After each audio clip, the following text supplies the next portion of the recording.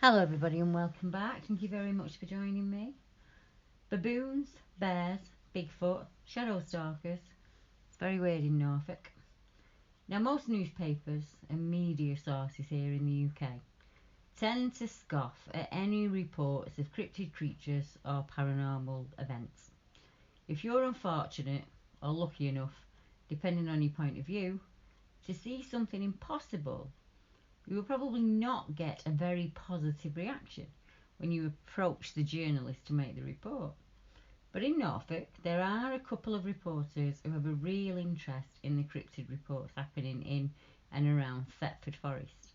And they asked me to compile a list of all the sighting reports from that one forest so they could share them with their readers. And here are those reports that I put together for the journalists. Now, the very first written mention of a cryptid creature in Thetford is known as the Fane, spelled F-A-I-N-E.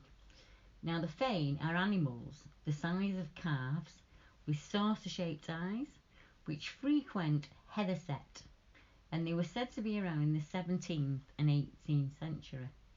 Now, Heatherset is just outside Norwich and has far stranger claim to fame, and the Fane's calf-sized animals with abnormally large glowing eyes. On the excellent Hidden East Anglia website, under a section about creatures related to the Black Shuck, there's a very strange little snippet that raises far more questions than it answers. Someone had written, the Fanes. These were animals the size of calves, with saucer-shaped eyes, who frequented the area around Heatherset. One of them was kept on Mill Road, and the other, which my informant met 25 years ago, was kept at the Gravel Pit at Gravel Pit Lane.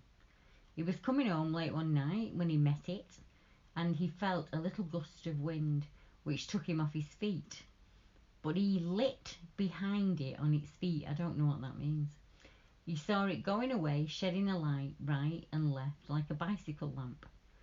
The mother too had seen it at lots of times, and when she was walking with her husband, she used to scringe to him to give it room to pass. Now, the person who wrote this at Hidden East Anglia reveals is it's from Walter Rye's Recreations of a Norfolk Antiquity, published in 1920. That's probably why the language is so hard to understand. And as far as Weird Norfolk can establish, this is the only account of the Heatherset Fanes. And fane is a word that has long since died out, and it used to mean temple or holy place. And the Norfolk speakers out there will probably let you know that scringe means to shrink away or to cringe away. Now, Mill Road is still in Heatherset, it said, and it's now filled with houses. But in the late 1800s, when the Fanes stalked the area, it was sparsely populated. Close by is the site of an old gravel pit, which was worked before the First World War, and which was later used as a dump. Bill Morton, on the Heatherset at War website, recalled, in that gravel pit there was a hermit living in a shanty that he'd put together out there. And if we boys would go down there, he would hide and he would not speak to us. Now, very close by in Ludham is St. Catherine's Church, and it has a very famous font. And to your average history buff, it's the age of the font that's important. But to anyone who follows tales of the Woodwose, it has a far bigger value. But it's not only the earliest stone carving of a woodwose in the UK, but it is the only carving of a female wose. Now, the chancel at St. Catherine's dates back to the 1100s, and woodwose have been mentioned in East Anglia for many centuries. And of course, there are reports of upright, hairy-looking figures still reported to this day. And that brings us to the area of Thetford Forest, that has quite a number of these very strange reports. And I'm going to bring them to you tonight in date order as best that I can. So, the Thetford Forest Bear. This was in a newspaper article in June of 1979, and it said several witnesses reported seeing a bear on the outskirts of the nearby forest. They reported the incident to local police and the local radio in the area, although no known searches were ever carried out. And this was said to have happened in the Snape Hill area, and you may find reports of it as the Snape Hill Bear, if you look for it on Google. And it happened along the road, if I can remember correctly, it was the A1066, and I think I've got that right. The report was that people were phoning in who were using the road, and they were seeing what they described as an upright bear. Now, on another road, the A1075, Thetford, we have what the gentleman described as the wild shaggy man. Now, the sighting comes from an unnamed witness who saw a strange, upright, two-legged figure while driving along the A1075 between Thetford and East Wretham. Now, the strange, shaggy-haired figure was mistakenly thought by the witness to be an escaped zoo animal on first encountering it. But as they soon changed their mind, because the witness was driving home from the direction of Watton, she was heading towards Thetford along the A107, and they saw something very strange that stood out due to its size and being all covered in hair. Whatever it was walking on all fours, and the witness likened it to something like a massive dog. It had grey and white hair, small ears, and a face with a sort of snout and big eyes. The witness drove past the mysterious creatures to get a better look, at which point it stood up on its legs, erect and bipedal like a man, but it was far bigger in build than any human. The witness then said it was a human-like in shape, and it was around 7 feet tall.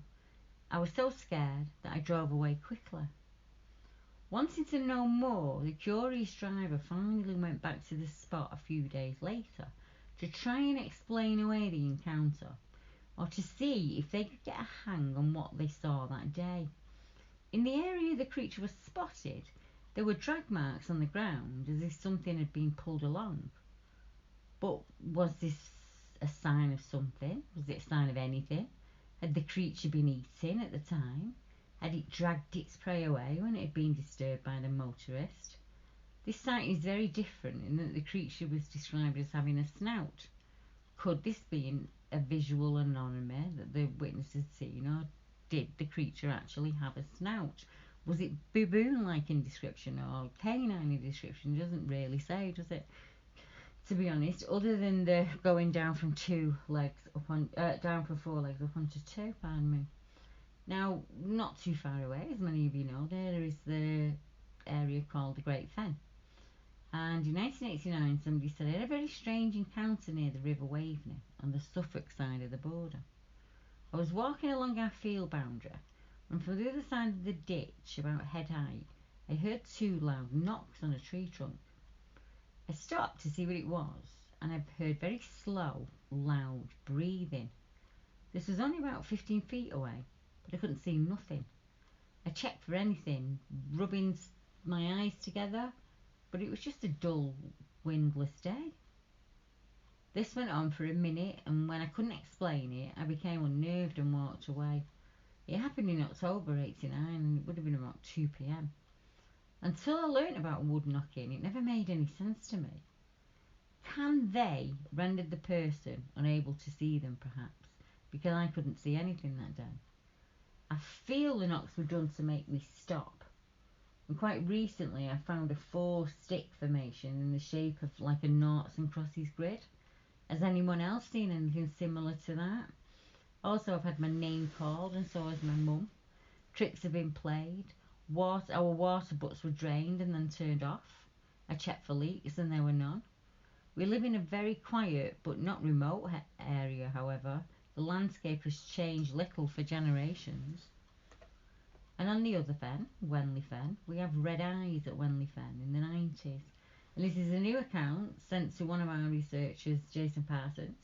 And it's not the full story, it's just a shortened account. It's an account from a gentleman who was recording his father's experience, and some grammar has been corrected for the purpose of better reading. My dad would like to report an experience he can't explain that happened on his honeymoon some years ago. Himself and my mum, along with another fisherman, saw glowing red eyes blinking away in the darkness one night. My dad's quite fearless with stuff like this, so without hesitating, he went over to see what it was in the dark. He followed the eyes for a good 45 minutes, and they were always keeping the same distance from my dad as he walked. The distance between him and the eyes never closed at any point. He then decided enough was enough, and he ran at it in a bid to outrun it, to get much closer, but he couldn't catch it. He said this was in the 1980s at a place called Wellney. My dad says most people take when it's saying he was drunk, and he's never drank, and he's old school London, so he'll only say what he sees. Wellney Fen is 300 acres of restored wetlands, home to thousands of bird species, native and visiting alike, and it connects to the River Ouse, which runs out to sea, and the River Ouse also heads to Thetford Forest. Grey and white creature Thetford, 2007. As I said, Thetford Forest has other reports of Bigfoot activity, states the newspaper, so this sighting is entirely plausible, they say. In December 2007, 21 years after the first reported sighting, another witness saw a similar creature in the same general area as the first, and they described it as having grey hair with dark black patches. And this is the Norfolk Woods account. So myself and my friend had been camping that night before, and we got up at first light. We packed up and we were on the move just after sunrise. As we strolled along, my mate suddenly stopped and said, "Can you see that?" I looked over to where he was pointing, and I saw something looking back at us across a small clearing. It was about 7 feet tall, and all I can describe it is it was not of this world. I'm getting goosebumps while I'm writing this. We sort of calmly walked off at a very fast pace without looking back. And to be honest, I sometimes get the creeps when I'm camping out at night, remembering it. And no, we hadn't been drinking. And as I say, in 2007 somebody else made the same report, but they described the creature as having grey hair with dark patches within it. An area very close to Thetford Forest and within the boundary, the parish there, is the area of Eildon. And on the 19th of May 2011, a lorry driver reported seeing a hairy, light grey creature on all fours moving through the grass around 90 metres away. The driver could see the creature had forward-facing eyes, had a long snout and upright ears. The creature then stood on its hind legs and approached the driver, moving like an ape, before dropping once again to all fours and running off, and it was peering over its shoulder as it left. Another experience that happened was I was being shadowed by something I could not see. A witness contacted me on YouTube after seeing an earlier video that I'd made about the strange cluster of accounts in the Thetford Forest area, and he was reminded of something similar that had happened to him in the same area, and here's what he had to say. I live in the Thetford Forest area, very near to the other Thetford sightings, and have seen some very strange things whilst out walking in the woods there. Once, a few years ago, I was out walking, and I had the feeling that I was not alone, and that I was being stalked. I felt that whatever it was keeping up with me and watching me from the bushes. It could see me, but I could not see it. I realised that in the high shrubs and grass, something was moving alongside me and keeping up with me step for step. No matter how hard I looked, I could not see or make out whatever it was within the bracken and underbrush. That had all grown so high that year due to the heavy rainfall in spring. It was completely shrouded, whatever it was. It was around chest height, and something quite large was moving through it close by without too much trouble and keeping pace with me on the path. It kept stopping when I stopped, and as I began walking, I would hear it walking again. It did the exact same thing that I did, and I could hear it following me. Now I know of many animals in the area, but I don't know what this could have been, as it didn't hide or move off like most animals would, and this is not the behaviour of a deer, as they would turn tail and run if they spotted a human. In fact, most times they move off before you even notice them. I'm used to being out here, and it wasn't anything like that. It felt like whatever it was, it knew I was there, and it didn't care for it. And to be honest, it paced out my steps with me as I walked along, and it was moving me away from the area. It was far more aware of me than I was of it, and it was more than unnerving. Luckily, I was near my home, and I legged it out there as fast as I could. I kept looking back to see if whatever it was would emerge from the trees, but thankfully it didn't. The only time I saw a non-native animal other than that was in 1986, when I saw a black panther that crossed the road in front of my car near Cranich. The Thetford walking figure. This happened in 2017. I live quite close to Thetford Forest, and over the years I've had a couple of strange experiences while out in the forest, and I wanted to share them with you. The first thing that happened to me happened when I stayed outdoors overnight by the river Little Ouse. We canoed upstream from Stanton Downham until we reached the weir and the river gauging station. We drifted back downstream a little to a suitable location where we could pull the canoe in easily out of the water, and it had the right kind of trees to set up our hammocks for the night. We walked until we were far off the beaten track, and we decided we would set up camp for the night in a spot we found. And it was about 2 a.m. when we settled into our hammocks to get some sleep. All was quiet, and then we both heard slow and deliberate movement that was approaching us. We both asked each other at the same time, "Is that you?" And we both answered, "No, I thought it was you." We remained silent, and the sound of footsteps circled us before slowly walking away. Whatever it was, it would pause if we made any kind of noise, and then it'd start up again if we went quiet. In the first light, we could clearly see the trampled down tall grass and the route that whatever it was, it had taken, and it had gone to and fro around us before returning to continue along the riverbank on its journey. And there's no path along the river where we stayed, only very tall grass full of vicious stinging nettles. They even stung me through my jeans. It was really strange. Someone or something had walked up to the camp, walked slowly around the hammocks with enough noise that we could hear them, and then off again along the river. And as we paddled back in the morning, we went over what we'd seen and heard to try and work out who or what it could have been.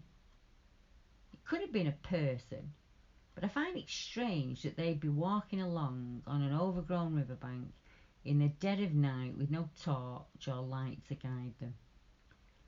How did they manage not to trip over or fall into the river, or not react to being stung by nettles? The only thing we could think of was it had to walk upright on 2 legs, and this is based on the sound of the footsteps and the tracks in the long grass and nettles. Plus, I have good night vision, and we were very aware of our surroundings. I don't think either of us wanted to say exactly what we thought it could have been, in case it put either of us off bushcrafting in the forest. Neither of us felt scared or unsettled at any time. Rather, it was just strange and a curious encounter that something, whatever, had investigated our camp. The second account happened the morning of the next day. I got up early and decided to take my dog for a good long walk, and I went through the forest. I parked my car down a forest track that has right of way with vehicle access, and we set off as normal. Birds are singing, the air's cool, warm sun, and it was just a really nice morning. My dog normally walks about 2 to 3 metres in front of the lead, and she just seemed to think that all the creatures in the forest are potential play friends. She's over friendly with other people and dogs, and she barks and yaps excitedly to engage the other dog, to kind of engage with her and chase her and play. I like to think I know her barks and the meanings of them by now quite well. What goes well? Nothing out of the ordinary. We go by a potential overnight bushcraft location that I'm thinking of using, and I see a woven willow or hazel screen's been erected at a spot that overlooks the railway line and the Little Ouse River Valley. The screen is about 4 rectangular apertures at various heights, as if for binoculars to be used through it. And it's too far off the beaten track and marked trails to be your average visitor. The grass is not trodden down near it, so it's not been used too much just yet. And we carry on and take a shortcut back to the car. I put the travel harness on the dog and clip her in, and start the car and slowly head down the track to exit the forest. I have the windows down to enjoy the cool breeze and smile at my dog with her head out the window. All of a sudden, a head appears between the 2 front seats, and she's staring at something dead on her head. Nothing I say or do will break her stare, so I begin to scan the track and the verges ahead of me for a person, a dog, a fox, a deer. I am aware she is now stood up and leaning forwards as if to get a better look or to get herself in the front. I can't see anything out of place up the track ahead, but I do slow down to a crawl just in case something should run out in front of us. All of a sudden she starts barking at full volume. And this is not her greeting bark. It is a much more deeper and powerful bark. In between each bark she now growls, and her top lip is curled back showing her teeth. In the 5 years I've owned her, she has never displayed this behaviour. I stop the car and I've tried to reassure her it's okay. She does all she can to keep looking ahead with snarls and growls and deep, powerful barking. I like to think I know my dog well, but this did unsettle me a little. I decided to carry on driving in the hopes of passing whatever is causing her to be so agitated. By now she's pulling against a harness, and I have never ever heard the sound she's making. I have also never seen her so agitated and focused on what she has decided is obviously a threat. I keep scanning the track ahead and verges, but I see nothing out of the ordinary. As I'm driving, I try to keep an eye on her to try to keep her calm and to see her turn her face at whatever it is as we pass, but also keep an eye on the track while I'm driving. For a moment, I consider turning the car around and leaving the forest being the long way out to avoid whatever is the cause of her agitation up ahead. Coming out of the verge of tall grasses, bracken and nettle is something moving from left to right. Its movements look fluid and deliberate. My first thought that it's a vehicle of some type, but that idea is quickly dismissed on how would it fit through the trees and who would it be. Before I can get a better look, it has crossed the track and I could no longer see it. I didn't get a chance to have a good look and see detail because of the distance and speed as it crossed the track. It was grey and brown in colour, with no sharp definition, no outline of anything like a vehicle. My mind's trying to match the image with what it can be. My dog's still growling and snarling and barking, and we passed a spot where it crossed, and I could see a parting of the bracken and the grass, but not like a deer trail that's clearly defined. My dog's now facing the way the creature has gone. Her hackles are up, she's snarling, she's growling, she's deep barking, and she's in a wide defensive stance. She then faces out the rear, still barking, until we get on the main road and head home. I still have no idea what crossed that path and upset the dog so much, but she has never acted that way before. Thetford Forest, a place of very strange experiences, eye shine and stones thrown. Hi Deborah, myself and my girlfriend have had some very strange things happen to us whilst driving around Thetford Forest between September and October of 2018. I've written down the dates of each incident and what happened when we were out there. We had a series of strange events and things have happened that we've had a hard time explaining. We've had stones that seem to be thrown at the car from the tree line, at one time hitting the roof, on another a stone chipped the windscreen. We even had a metal bolt thrown at the car from the trees. We hear tree breaks in the forest, we see eyes shine, and a number of visits at dusk. Some of this is very confusing as to what's going on or who is doing it. I would like to say all the accounts happened when we were in the car, both in the day and at night. We stuck to two roads, mainly one me and my partner call the old road and the other being the new road. As usual, I asked the gentleman in question if he would write out his account in his own words, so I didn't influence him in any way, and he's not making any claims. It's just he wrote down what happened that day. Not that day, sorry, over the coming weeks, as the man and his family visited the area on a number of occasions. On the old road, it was the end of the summer holidays, and we decided to go to Thetford at night for a drive, and we took with us some torches to look for deer or animals, etc., with my two kids for a bit of fun. Basically, we went up and down the road, off the main road a few times. On each pass, we would slowly drive by and shine the torches out through the windows to look for deer or animals shining back. Well, at the end of the road is a turning to the right, which we used to turn around and go back down the road. As we turned around, I had my full beams on, so they were really bright, and they lit up an area on the other side of the road, and I noticed what looked like eyeshine reflected in the headlights. But as we were looking at that eyeshine, another car was coming up the road towards us. Whatever was responsible for the eyeshine moved, and it looked as though they had ducked down as the other car approached. So I dipped my beams and I told my girlfriend what I'd noticed, and I waited a short while for the car to pass us by. As soon as that car moved off, I put the full beams on again, and we could just make out what looked like the same eyeshine. And my girlfriend could see this also. We got a bit freaked out and nervous, plus we had the kids with us, so we just drove off. Now there is a sign near to where this eyeshine was, so I was worried it just could be reflection, but I'm pretty sure it was eyeshine. So myself and my girlfriend went back again a week later.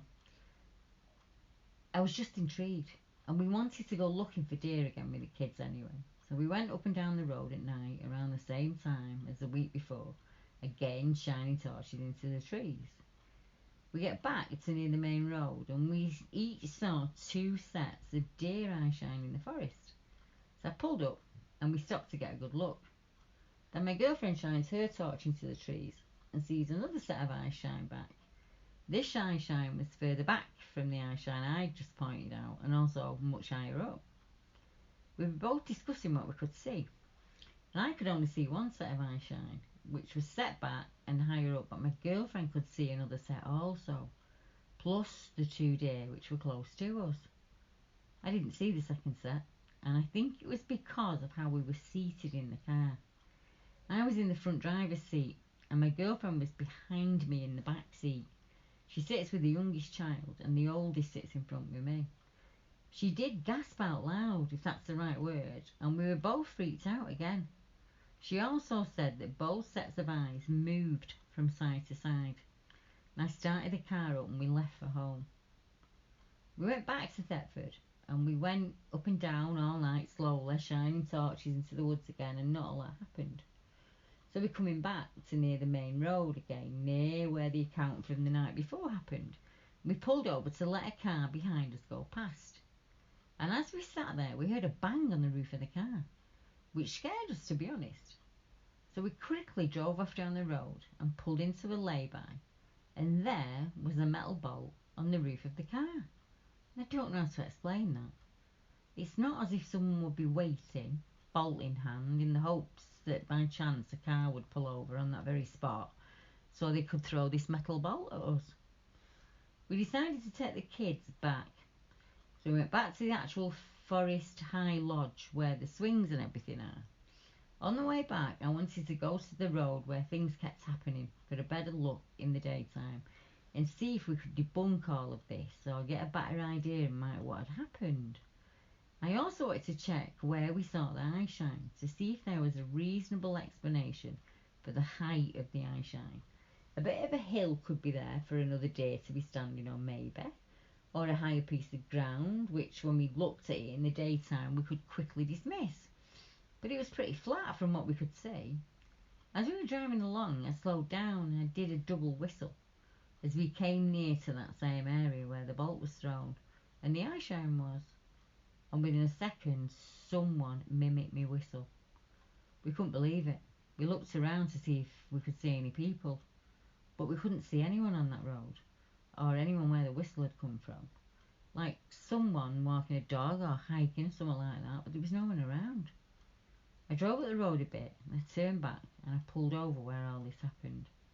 I got out of my car to look around the area and I couldn't see anything or anyone that could have whistled back.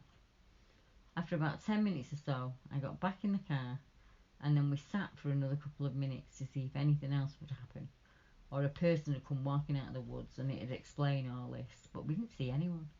We did, however, get more activity. As we were just sitting listening, there was a loud bang on the roof of the car again, so I quickly drove off for a few hundred yards and then I pulled the car into the lay-by and had a look, and there was a large stone, like a rock, on top of the car roof. I just drove out of there and went home. Even though I'm a bit shaken up when things happen here, I would like to know why this is happening and seeing if there's a simple explanation for what keeps happening. So I'm going to just keep going back. It was really early evening the next time, so we still had a little bit of light. I was going up and down the road as I usually would, and I had a stone come out of the wood and hit the roof of the car. The stone rolled down the left front panel and rolled off onto the floor. And we were not parked up at the time, and we hadn't been parked up. This happened as we were driving, which is pretty strange when you think about it. How would whatever had thrown the stone know we, or any car, would be along at that moment in a dark unused forest at night? We went to Thetford at night again, both myself and the girlfriend. We were shining the torches into the woodline as usual, and halfway down the road when my girlfriend shined the torch in the woods, the torch seemed to startle something, as at that moment there was a loud noise of twigs snapping and something moving away from our lights, which sounded quite loud, with the twigs and branches snapping and breaking. As we kept driving, my girlfriend said, whatever it was, it sounded as though it was running alongside the car and keeping up with us from inside that forest. It was following along as we were driving. Now, bearing in mind, we're only doing 10 or 15 mile an hour at this point, so that's not driving at any speed. We went back again this time in the day, and the visit in the day, and nothing happened to us out of the ordinary. But as we were driving down in the lanes between the forests, which are out of bounds, you can't take your car down there, but you can park up and go for a walk. There was a policeman on a quad bike going up and down, and he was moving in a way that kept my interest, as if he was looking for something, following a grid pattern.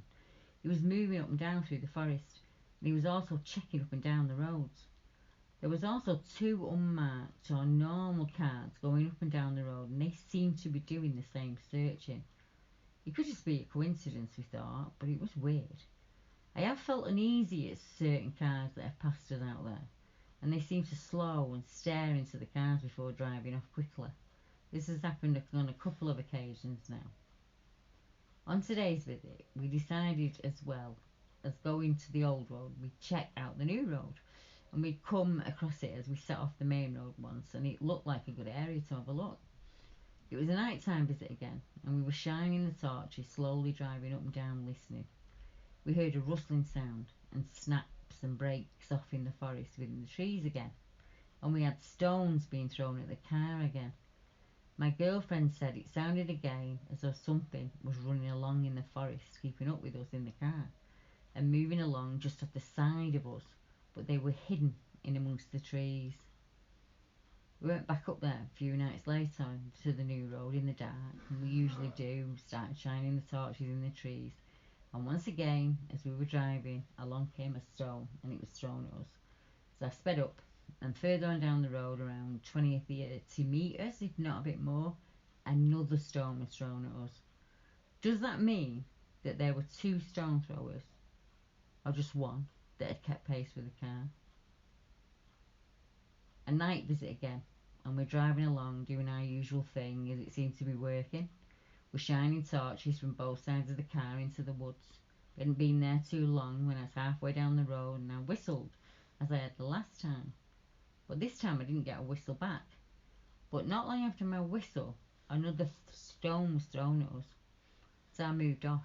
We went back to the new roadside. We started shining torches in there. And there we get lots of rustling and movement in the forest up in the trees, so you couldn't make anyone out there.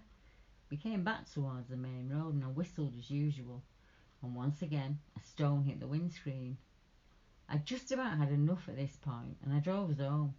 And when we got home, the stone that had been thrown was below in the windscreen in the vent of the car, and the windscreen had a little tiny chip in it.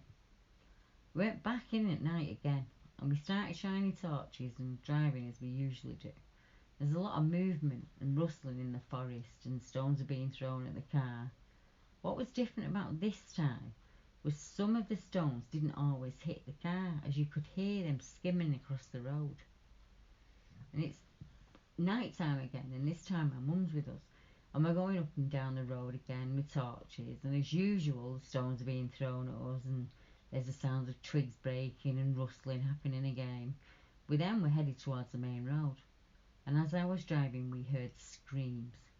I did look up and listen to animal noises for those sounds when I got home, but I couldn't find one to match what we heard. There were 2 screams in all, and we all heard them. I was starting to look forward to our visits to the forest, and for all that had happened to made us nervous, we did enjoy going out there and seeing what else would happen. But as it's the second week of October, everything seems to have stopped, and nothing's happened on either of the roads. In between these accounts, we've also seen and heard owls. We've smelt some weird smells on the road in certain areas, like an eggy, weird smell. We've been going back on a regular basis and trying different roads around the area to see if we can get anything else, but we haven't had anything else happen as of yet. Now, the fire road in Thetford is one of the roads that they're speaking about. And a report came in not too long ago, a very nasty, low-throated growl was how we described it. And it was Saturday the 23rd of July 2019, and it happened in Thetford Forest. And he says, I was with a group of people in a quiet, darkened dirt track when there came a very nasty, low, throaty growl that was far too heavy duty for any dog. We were on a dirt road known as Forest Track 23, and it's split in two by the campsite road, and this was further north, only half a mile from St Helens campsite, which just sits over the country border in Suffolk. Now, we do have a number of researchers down there. One of our members, Maggie, sends me updates on Thetford because she's in there quite often. And she says, I was at Thetford and I saw and recorded the usual things. She finds lots of structures and strange things down there. And about 7 p.m, I sat down with my dog on a bench by a waterway to have something to eat. We sat opposite a small island in the middle of the waterway, kind of island you might see in an ornamental lake. Dog's hackles rose and she started to bark. A frightened, aggressive kind of bark at something on the island. This is the first time she's done this in our visits to Thetford. It's the kind of bark she'll give when she sees a stranger in the dark when we're walking home. In that respect, she's not an ideal dog to bring with me because she can get spooked and seem very aggressive. I was surprised by my reaction, which was calm and apologetic. He even called out hello, but packing up straight away so as not to bother whoever or whatever she was barking at. I do feel aware and a bit uncomfortable that I'm intruding into their world when I'm down there. But I was pleased by how relaxed and calm I felt, not scared. Later, back in detective mode, I wished that I'd got out my binoculars and had a good look. My eyesight was not up to the challenge, although the island is really close. I had noticed that a nearby island has a log as a bridge to get to it, but I did not see one on this one, though it could have been on the other side. Whilst the dog's bark is far from conclusive, that would be a brilliant place to sleep in the day. Most people would never try to get in onto the island. This was at the Zigzag Covert, a site my other daughter read about as a hotspot for Bigfoot, and the whole area is covered with signs of them. But then, so is much of the rest of the forest. So there we have it, Thetford Forest. Now I haven't looked at any paranormal reports or UFO reports or anything like that other than the kind of cryptid reports, but I will do that in the coming weeks if I get the chance. Do you know of any accounts like that at Thetford Forest? Have you experienced anything like that? Or would you like to become a member and help us investigate cases like that across the UK? If so, just get in touch. Drop me a line at debbiehatswell@gmail.com and I'll definitely get back to you. But thank you very much for joining us, and thank you very much for keeping me company on a very cold, wet night in Lancashire. So until next time, everybody, have a good night. Good night.